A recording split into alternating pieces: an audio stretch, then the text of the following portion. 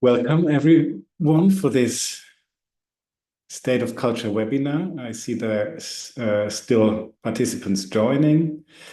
As more people come in, I'm really happy to see many of you already. This is the seventh and final edition of this webinar series that we started actually immediately after we had launched the State of Culture report in October last year, mid-October, which has kept us busy for almost a year to research how culture is perceived by public opinion, but also by policymakers nationally, European-wide, and how that sometimes diverges. I had almost said clashes, but let's say diverges from the self-perception that we in the cultural field have of ourselves. And in that sense, we've seen the exercise as a sort of mirror for ourselves to inspire our discussions. Ultimately, of course, to strengthen our narratives in our advocacy efforts towards politicians to advocate for better regulations, but also funding for the cultural sector. As the report was really massive, we had set out when we started to talk about the report with the author Elena Polivtseva. We had talked about a concise small document of 15, 16 pages maybe, which could be a nice discussion starter. But soon it grew and got more important, and we had consultations and talks with members and at the Malmö conference last year and the survey, and more info came in, and the more we progressed, the more we saw the urgency to dig deeper, which brought us to a solid 180 pages document that we launched in October. And we realized if this is to inspire the discussions within our sector, we need to cut it in smaller chunks, and came up with the idea of a series of webinars that would each address one of the main features of the report, and then bring it all together during our Beyond conference in Torino, which is now just 3 weeks ahead of us. I hope to see many of you there, where we will land the discussion in a dedicated session during the members forum, and take with us all the inspiration challenges that we've collected during the webinars. The first one started with one of the bigger provocations in the report on instrumentalization. And the last one now is about the biggest challenge, that of the intrinsic value of culture. The challenge that we all know very much when we talk with politicians or even family members that work not in our business, so to speak, when we need to explain why it is important what we do, not through the argument of other areas, but purely on our terms, so to speak. I believe it is one of the most rewarding exercises, but also one of the most difficult ones. And I'm really happy that this conversation now is framed, inspired, and guided by Ines Camara, the president of our board, the president of Culture Action Europe, the chair of our board. Each of the sessions was guided by another board member. So I really liked the diversity of approaches. And Ines takes us through the last one, which is the last piece of a bigger puzzle that will land us all in Torino in a few weeks' time. Thanks, Ines, for doing this, and over to you.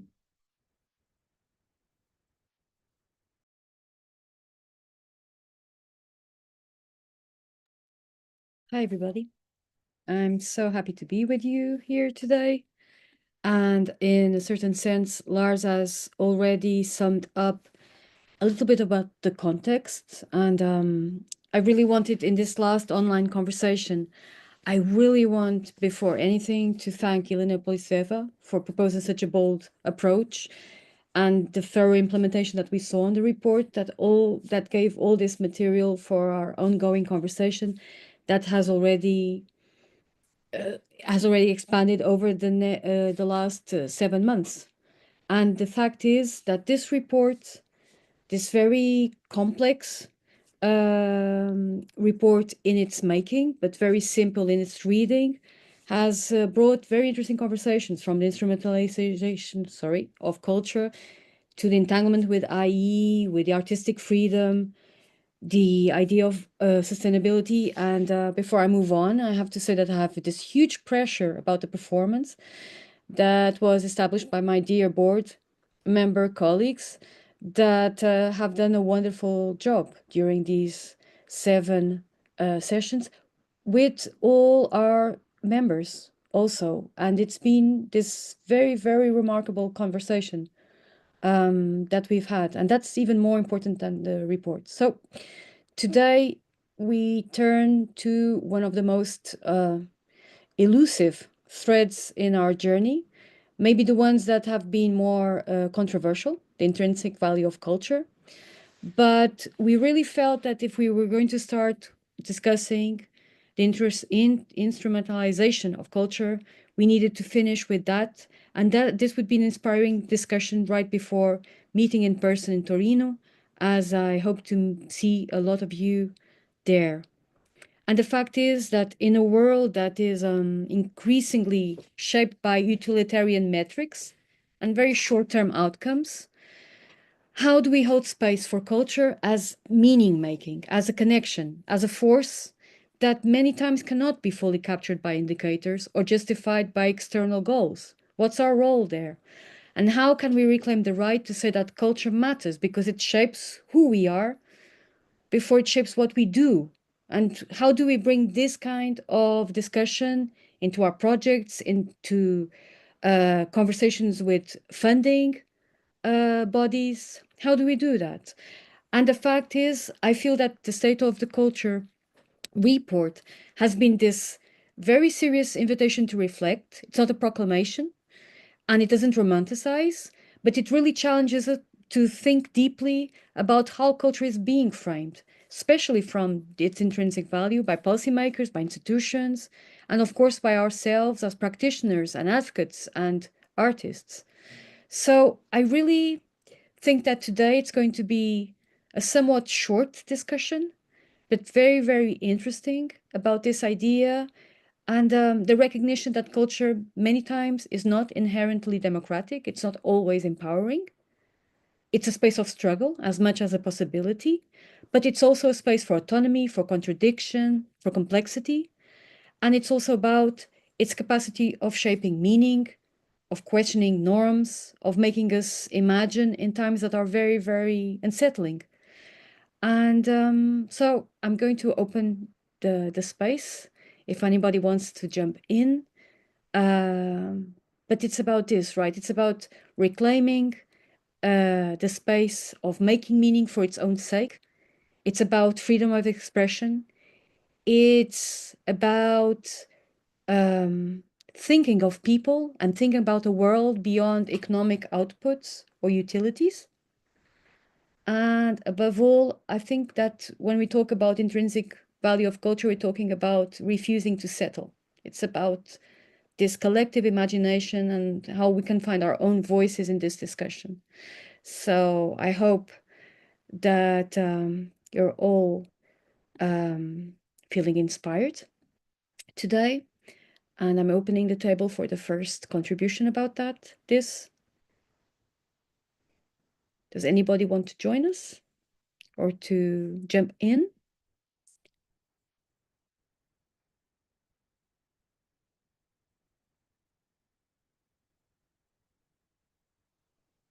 Has anybody, I think that, has anybody been in all the sessions, the online sessions from this group? Yes, Iris. No, it's my first session. Hi. It's your first session. Hi. Hi. Just I followed the themes, the subjects. Yes, I saw the invitations, and this is the first time I will take part. Yeah, it's a very interesting subject, intrinsic. Can you just say where are you from, just to okay. let other people know? Okay, yes, I'm a fine artist and I'm from Cologne, but you know, I'm delegated at IGBK in Berlin, and I will come also to beyond to Reno. So That's great. I'm very much looking forward. IGBK work together with at Berlin, like yes, Okay. theater institution. So for the membership, let's say, at Culture Action Europe, yes.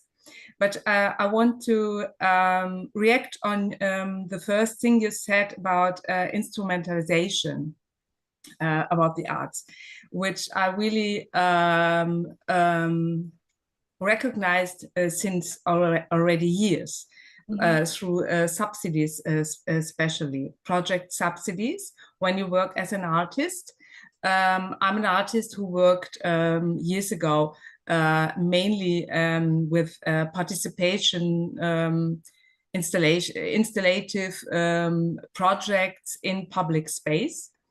And so this is, for example, yeah, very, of course, a very important direction of art for the politics.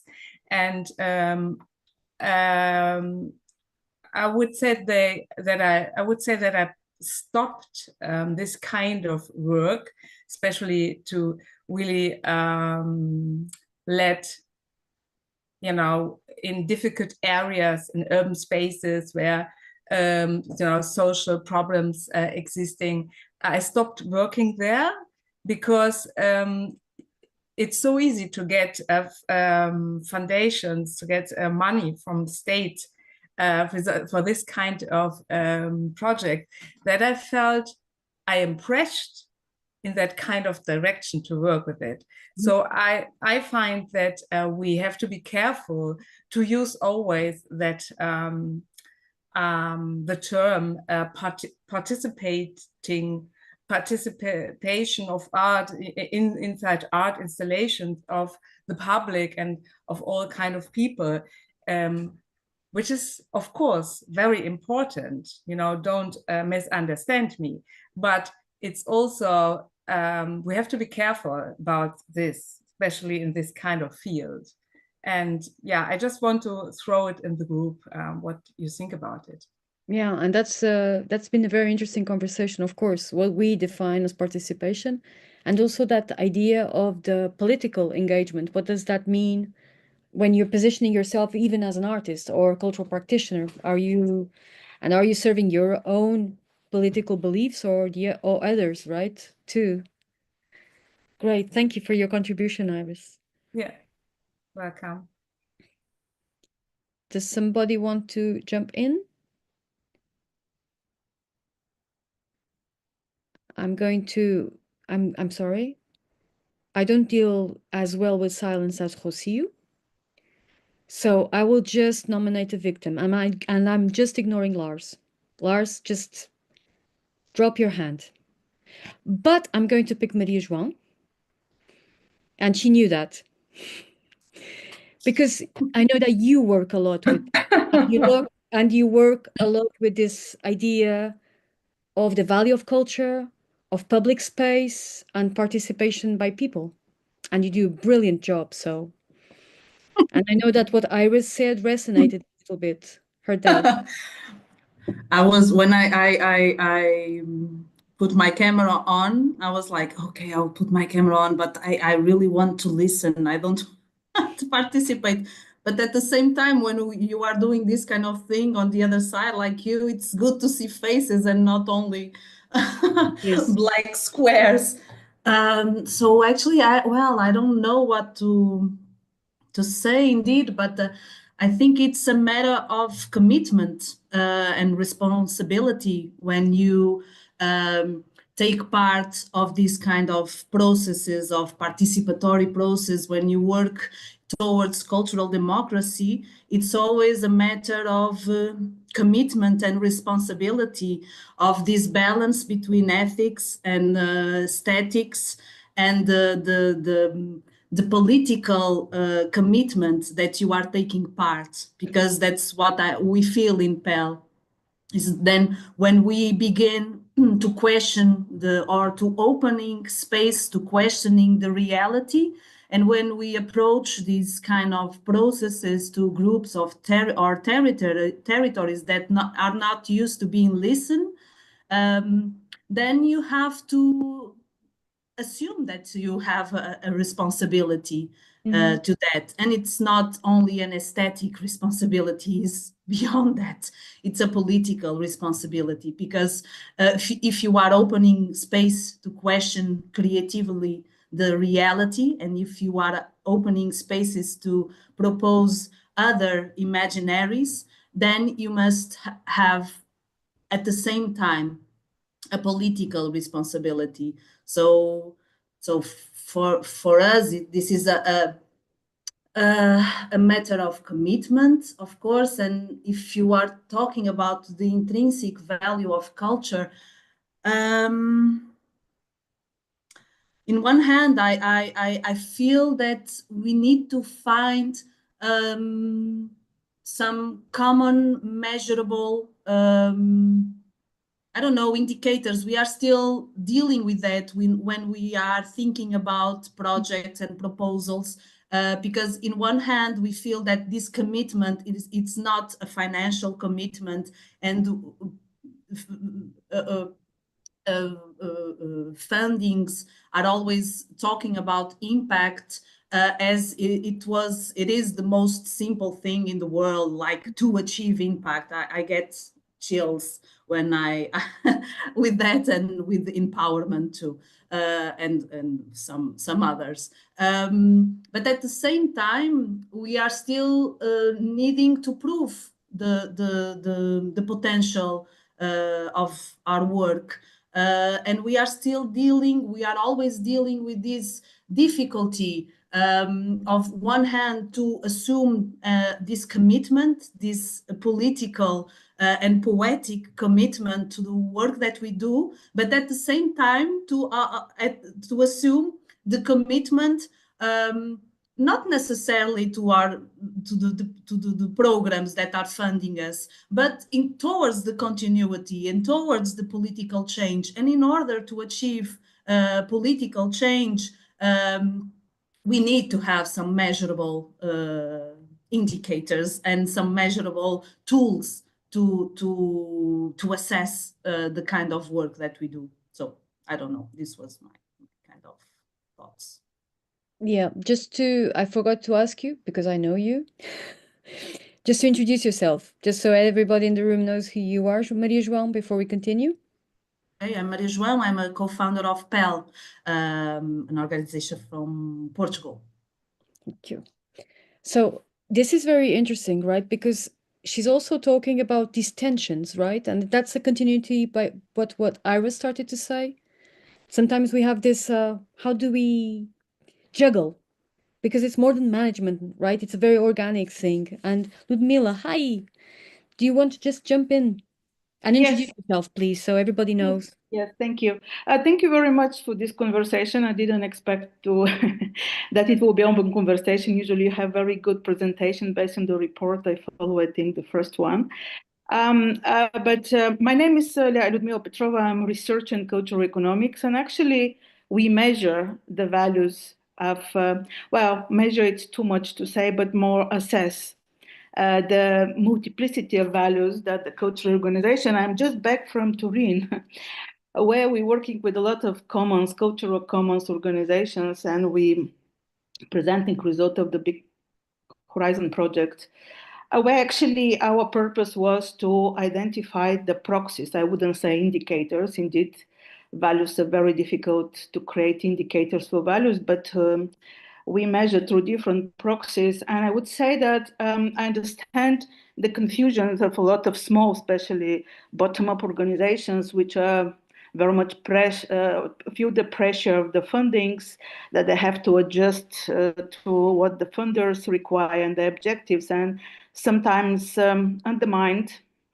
their own purposes. This is why we, in our exercises the last 3 years, we follow around 20 organizations, small, and to try to understand how they perceive, how they identify and articulate their own purposes in terms of values. And it's come very interesting because beyond these instrumentalizations, which I would say often imposed by the funding mechanisms, actually there's a quite diversity of what we call cultural understanding, let's say, knowledge, creativity, experimentation, even innovation in different forms, combined with it's some kind of matrix, not matrix, but it's like a very fluid and very organic way of combining all these cultural values with social values, or societal even. Social, we mean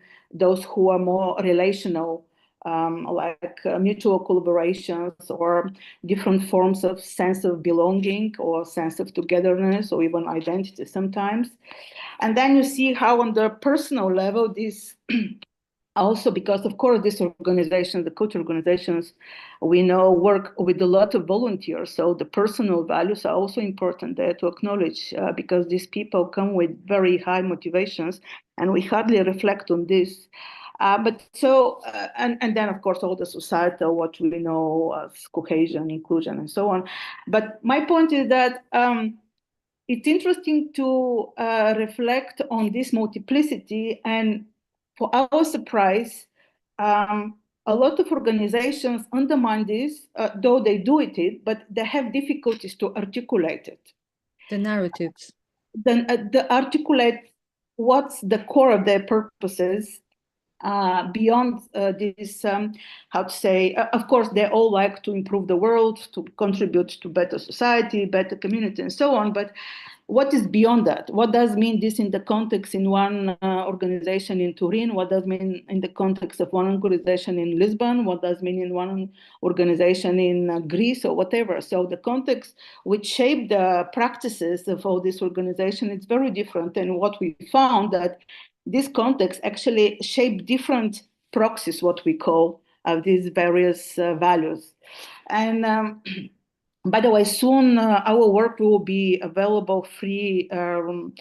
And I don't know how, maybe I can send you a link to you and you can spread it around your It would be organization. very, very interesting because it would contribute a lot to this conversation, of course. Yes, indeed. I mean, we call it value mappings. And also the point is that not only identifying the values, but with who you share these values. Because with one group of stakeholders, we figure out that the organizations share one type of values, or we call it clusters. With others, they share different clusters. So our hope is that this will help all these organizations to shape their strategies or even governance in a way that acknowledging where their groups of stakeholders are interested in what kind of values. So I'm really, how to say, more reflecting on what possibilities there are. Of course, we are not so big to be so popular in a way that we still have to produce, even we have a tool. So it will be great to can share it with you, and then maybe make it, you can make it more accessible to the networks. But it's possible. It's possible. I understand. I'm for a long time in our cultural economics field. We are focused very much on the economic and social because we had measures for that.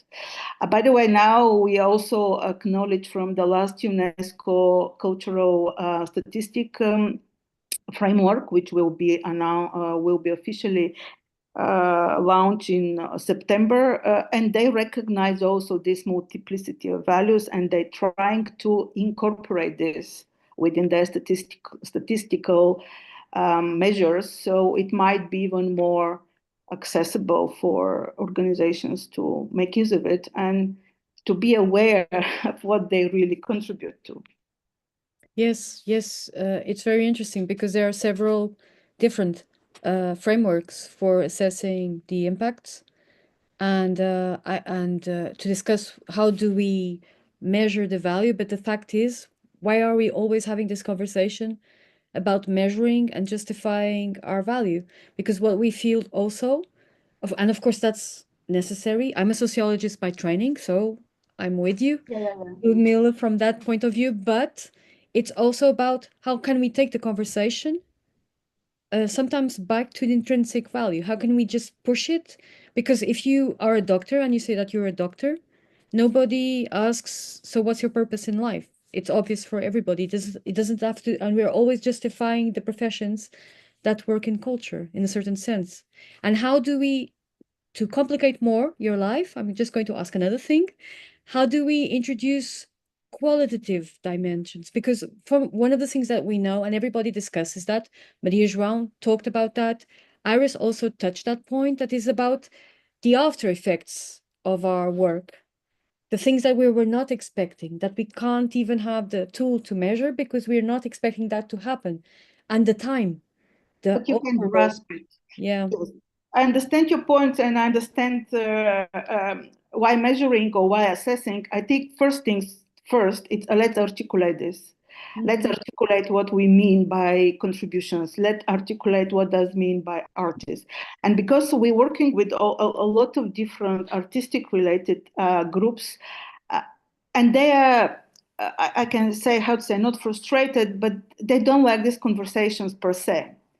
But to make your argument, you need to articulate. If you go to a doctor, you don't go to any doctor. You like to go to the best doctor. And why this is the best doctor, the crowd articulate. What is the qualities? So we're talking about the qualities of the practices that contribute to all the society, all of us. But I think we have to make the first step, what we do actually.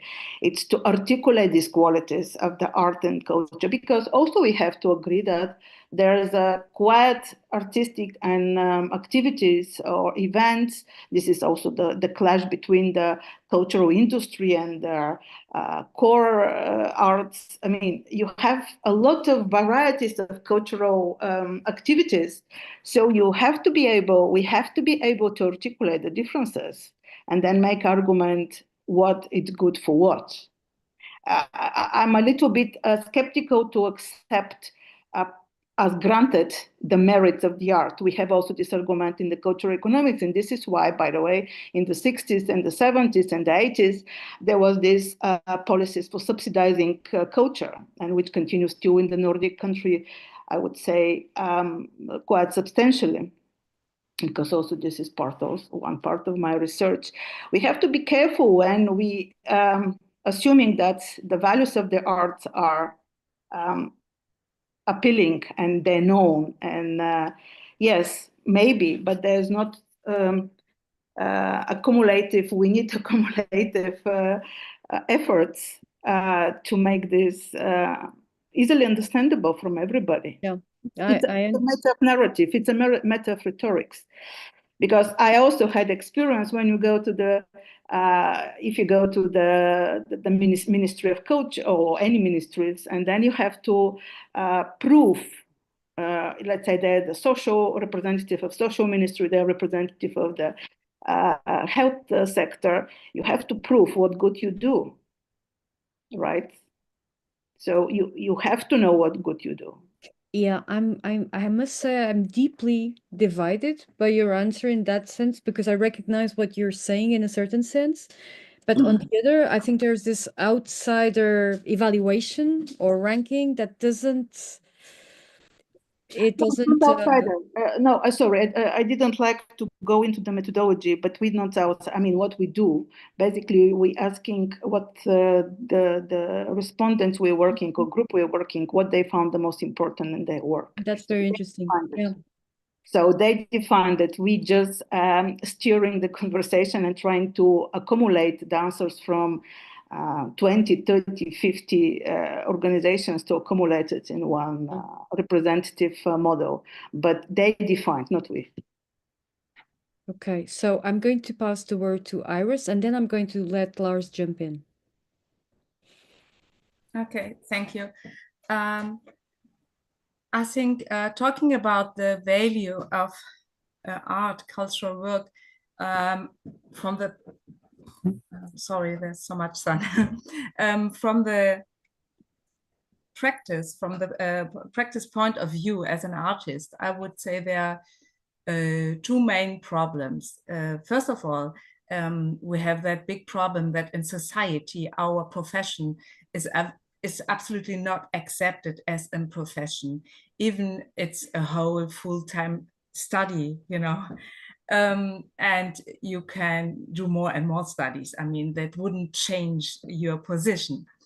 This is a very, very important point, because when it would be as accepted as a profession, then we won't questionary this kind of question about the value of art as itself and the function and everything.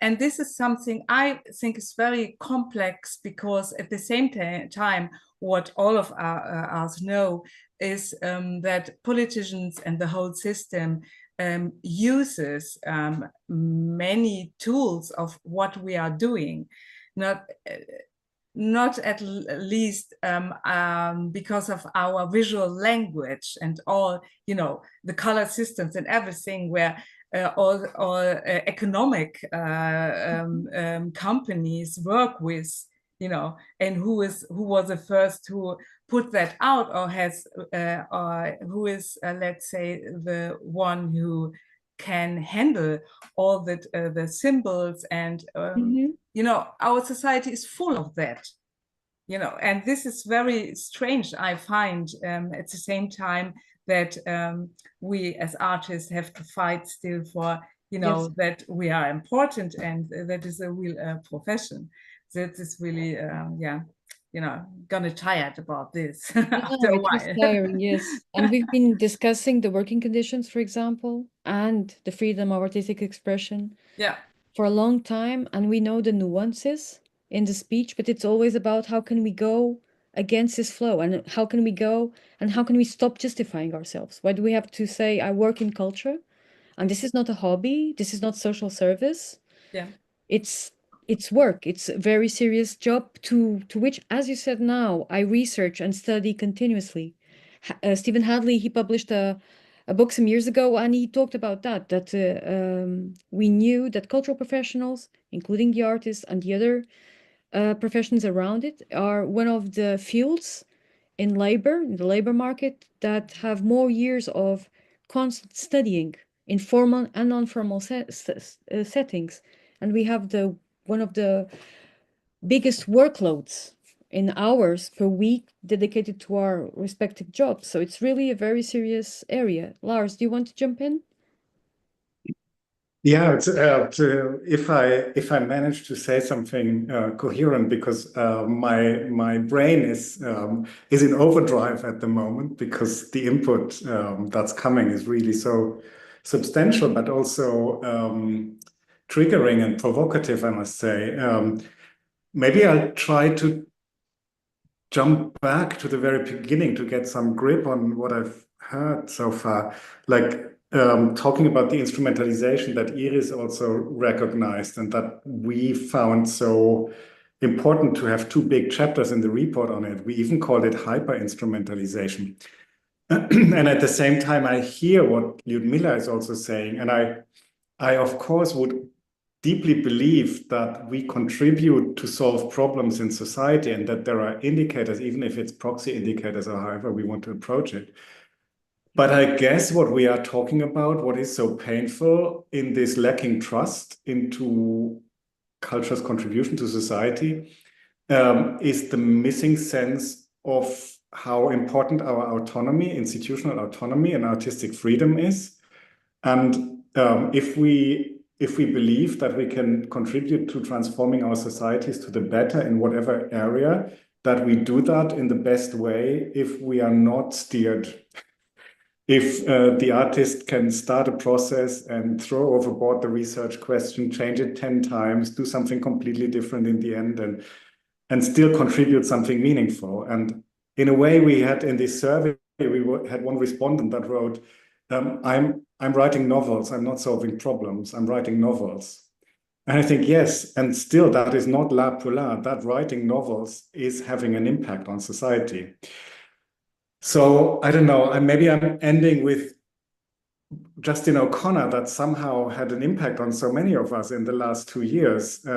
And he's trying to look at an economic model where there's a foundational economy of which culture is part of something that society needs, like healthcare, without asking any questions. How how that area functions or not. And for me, and that is very personal now. I'm not speaking as culture action. You're very. I mean, I'm educated as a priest. I have my academic background is theology, and I deeply believe not in God. I'm an atheist, but I deeply believe that as humans there is what Sloterdijk calls a vertical tension. We kind of need to develop in society. We cannot be a meaningful part of society without useless things like sports or religion, or with sport we already made our peace. It's totally useless. It doesn't serve any purpose, and still we are convinced that a society needs it. So how do we build the same argument for culture? I think that's where I'm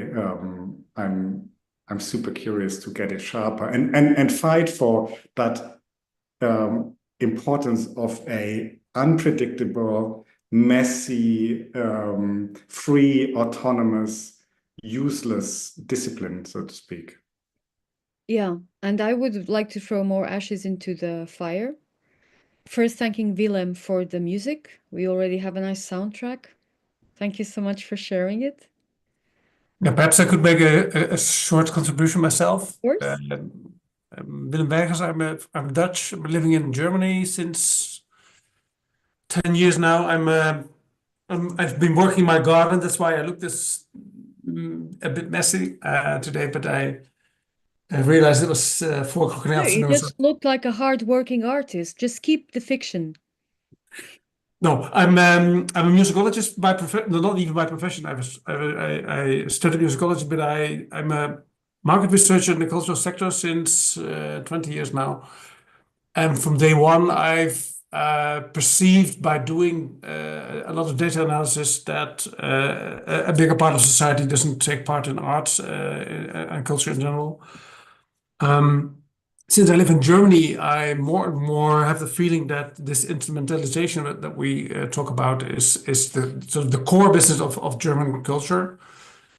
Arts and culture are continuously asked or in demand to sort of repair democracy, to repair the environment, to do all kinds of perform all kinds of miracles in order to sort of further the cause of society, so to speak.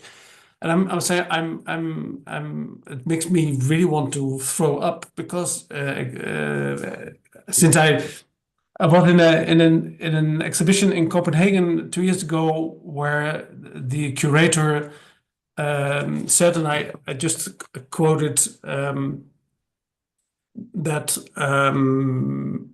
art invites us to explore other perspectives, introduces new awarenesses, and incidentally reminds us of the essential that something can have a value in itself. And this last idea of having a value in itself, I think,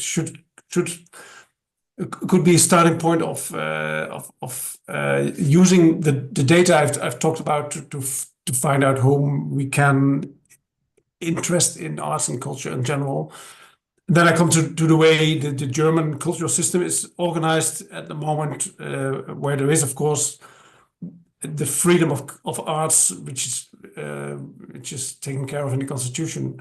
Mm-hmm. In fact, it's a freedom of artistic production, where curators and intendants can do whatever they like because the money will come in anyway.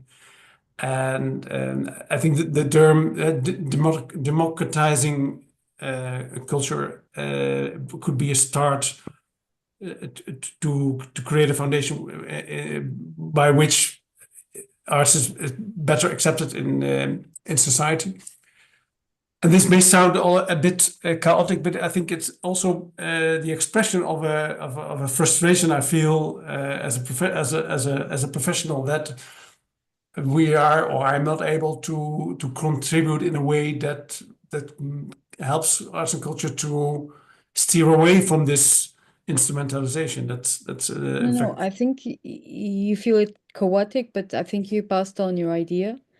And while you were talking, I was thinking about, again, the semantics, and you were talking about democratization of culture, and Rocio was changing her expression. because we always have this idea of the fine tuning of terms, right? And we're trying to pass on from a model that we're talking about.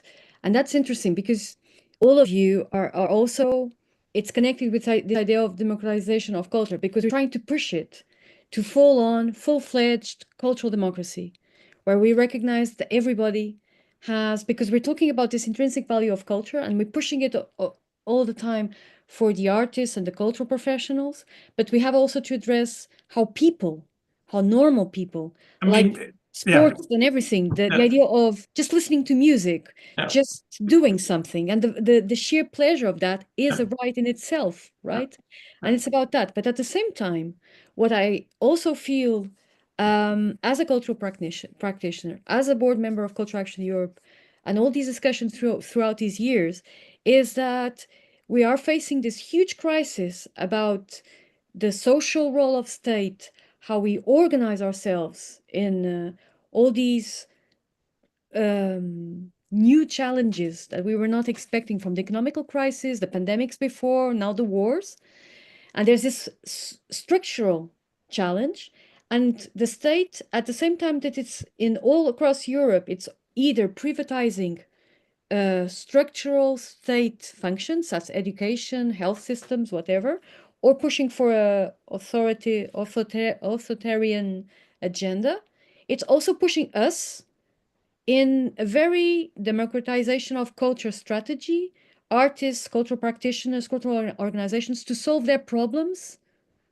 They just give us some money, not that much, because we're cheap, to solve people, old age, isolated populations, right? Climate change.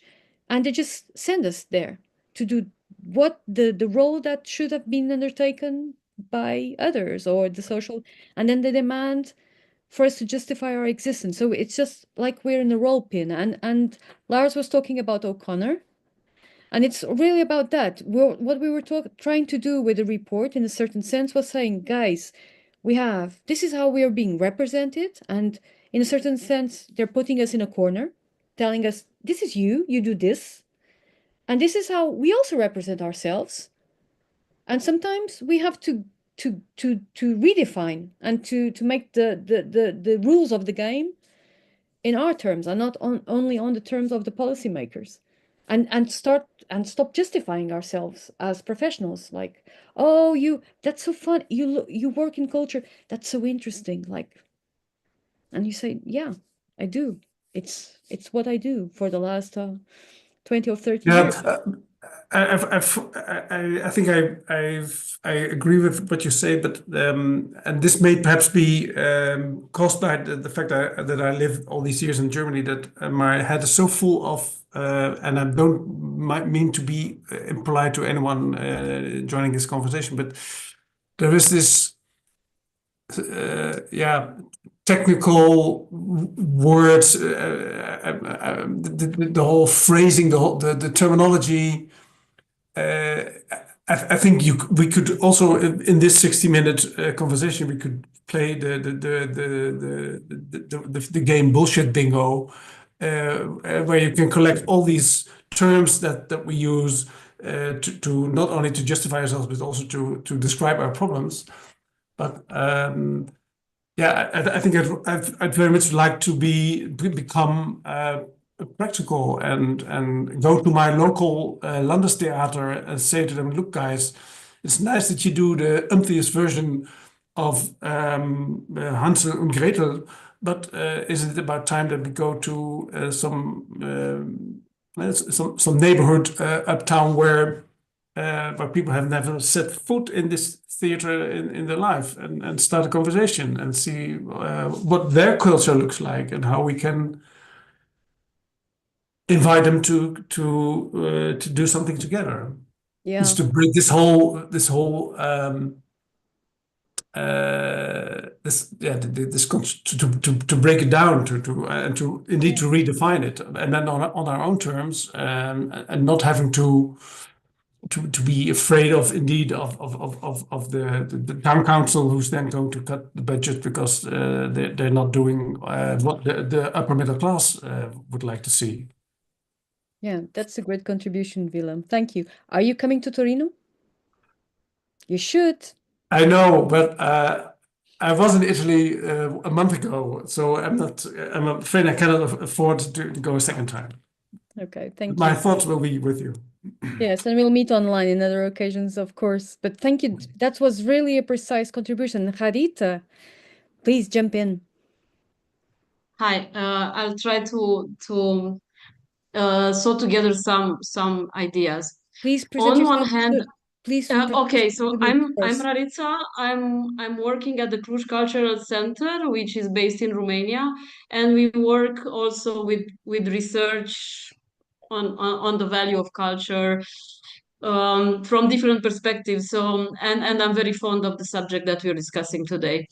And I'm trying to more theoretically to bring some ideas in. So on one hand, what Lars was mentioning before, I think this is part of a new paradigm. Yes, that where culture is part of a new way of understanding society and organizing the activity of the society, which is not driven by the processes which are now very transactional. It is much more value based, and in such a society culture has an important role because it could be again kind of a holistic an integrator of values that ensures that everyone is respected, living with dignity, that we live in harmony with the resources of the planet and so on. And on the other hand, we are not living in that paradigm. But I would plead to say that we have more and more people that understand this role of culture to help building this new paradigm. And this is reflected also in I see in this data from the new Eurobarometer, where we see that the most important, where people have been asked across Europe, which is the most important factor for community building or cohesion building in Europe, they said culture. And there are other arguments coming after, economic and others. We also worked here on a regional study which was on cultural participation, perception of culture and well-being. And what we found was that people that had were appraising art, were understanding culture as something that contributes to the welfare of the society, to development, to social inclusion. They had a higher rate of well-being than those that understood art and culture in a more traditional perspective. And I found that also in other studies, in this perspective of people that have an attitude of savoring the arts, they have a higher well-being than those that do not have this. So what I'm trying to say is that probably we are transitioning, and there's more and more people that actually agree with the fact that culture is really important to the welfare of the society. And we have some other people that live in another paradigm, and for those we still probably need to bring in those arguments that are related to economical and health impact and so on. But what I'm trying to say is that probably there's more and more people that don't need to be convinced. And I take, for instance, the attitude of the Commissioner for Culture in the dialogues that we had, where he said, you don't need to convince me. And he was more brave than we were in advocating for higher percentage for culture. That maybe we can have some allies already in other sectors. We are not so isolated anymore. So probably we could take stock of this transition, which I sense is growing, and see how we can build more of a worldview that takes this respect for culture as a fundamental thing in society, and learn how to deal with the rest that live in another paradigm without putting ourselves into the shoes of instrumentalizing ourselves. Mm-hmm. Yeah, thank you so much. Thank you. Matteo, do you want to jump in? Hi, everyone. Good afternoon. I hope you can hear me well. Yes, we do. And sorry for the video, but I needed to move last minute, so I hope I can put But it we on can at the very last minute hear to you. say hi. Okay. And thanks for all the contribution. I'm Matteo. I work in Italy with Cultural Welfare Center. We work on projects on arts and health, and I also work with the University of Turin and Venice on topics that are very close on what we're discussing. And we just invited O'Connor this past Monday. O'Connor was in Venice 1 week ago, so we had a long talk about precisely these topics. And I think you covered all that we discussed with him as well. I just wanted to add that maybe also on top of what Rarita was selling now, that going even not abstract but more general, but definitely in a pragmatical and practical sense, all the crises that we are facing, so societal, economic, wars, these polycrisis situations, really relate to this crisis of imagination, the crisis of imagining a future that is not necessarily the consequences of the present. And I hope I'm clear enough here, but we as professional of culture, we are the professional of that are working with imagination. So we are absolutely qualified to deal with the present situation. And if on one side it's true that it's very relevant to keep track of what we're doing via proxies, via means of accessing what we're doing, because if on one side it's true that health is a given, but you also have to monitor how an hospital is performing, otherwise you have a problem. With O'Connor, we were saying that, and it's also in the book, that when we meet, I don't know if this will happen in Turin as well, but we are the only sector that spend half of the meetings justifying what we are, justifying ourselves, defining what we are, and then we speak about the rest of the problem. No, so I think this idea also of we are in a historical moment now that is questioning the system that we're in. I think we can play a pretty good role in it, and we should take as a given that we exist without saying, yeah, we are good because of the historical moment, and we're good in doing that, and we're going to do those, so we justify ourselves. No, we exist, we do what we do, everyone knows what we do, and then of course we have to assess it, but that's at a different level. But truly, I truly believe that this fact that we work with possible futures with imaginations kind of it helps us, giving us for granted what we do, and then of course we can discuss how we do it, but we really have to question all those be them policy advisors, professionals, whatever, that ask us to justify ourselves in a transactional, we can say capitalistic way, because if we play by with rules that by design are meant to kind of exclude what we do if it's not transactional, that we are losing, because we are playing by rules that are made to make our side lose. So that's very relevant for me. No, and it's really interesting that you're saying that in a very compelling way, because you've transitioned through different experience, namely through the independent cultural centers to now discussing being. So it's really about this, right? It's very organic, and it can't be always justified by. Absolutely, and if I can add just one small thing, this thing with finding different way to justify also in scientific terms what we do is something that I personally, but I think we all met as professionals.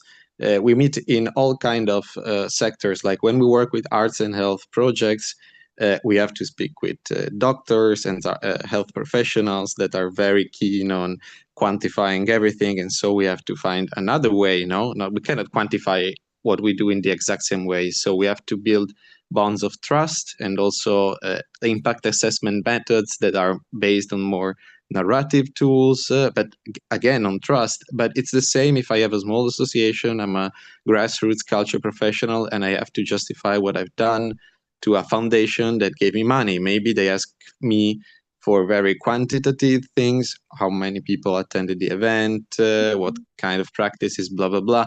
But it's much more important that we build a bond of trust, and then I'm able to tell them in a narrative, and not unscientific, but just narrative way, in a different way, what we've done. So it's really a systemic thing for me. I don't see it as separated between the various aspects of what we do.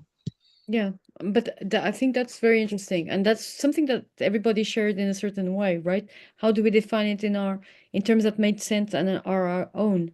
And going back to this idea that how do we evaluate things that we do in public spaces, right? That are political, because they're everything. We could say that for being almost manichaeist, it's true, but I could say that anything that happens in a public space is per se political. It has to do with that because it's shared by everybody and it has a political impact. And how do we also define participation? A little bit like Maria João was saying also at the beginning, how do we do it that is not tokenization, where we're just doing like the value mining of the people that are working with us? Iris also talked about that. But at the same time, as Ludmila was saying, and now Harita, that it's how are we explaining or translating what we do? And of course, outside of the jargon, because as Willem underlined in a very nice way, it's also, we're talking inside a bubble and we have a very specific jargon that is difficult to explain, as Lars said, sometimes to our own families. Unless you marry into the sector, and that's all solved. But it's really interesting, right? Because it's all about this, and we don't have to spend all our time justifying what we do. We go into that self-justification mode very, very quickly. And guys, it's 3 minutes to end our discussion.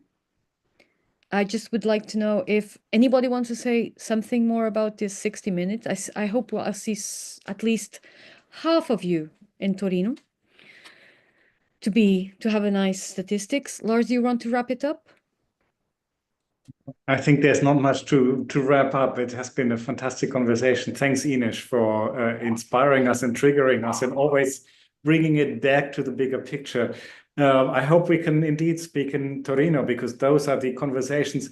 I mean, in a way, I hear the comment that Justin has obviously made in Venice, that we first debate about ourselves, but I would also say this is one of our strengths, and we should be really proud of it, that we have this self-criticality and self-reflectiveness, and we should foster that, because that makes us strong in the end. And I am grateful for this hour. Thank you. Me too. Thank you so much. And I'm really very impressed, because I also think that we show a little bit about imagination, how we can just twist what would be a normal process, like showing a report, and that's it. And we've made from a non-report, in a certain sense, a non-policy document that is very reflexive, and we turned it into a very long discussion and a very diverse discussion, because all of you people that come into this room, through all these sessions, it's been so rich and so controversial and so democratic in the best sense of the way, because we don't have to agree. We just have to listen to each other. And that's incredible. Thank you so much. See you very, very soon. And my best to everybody. Thank you so much. Bye-bye.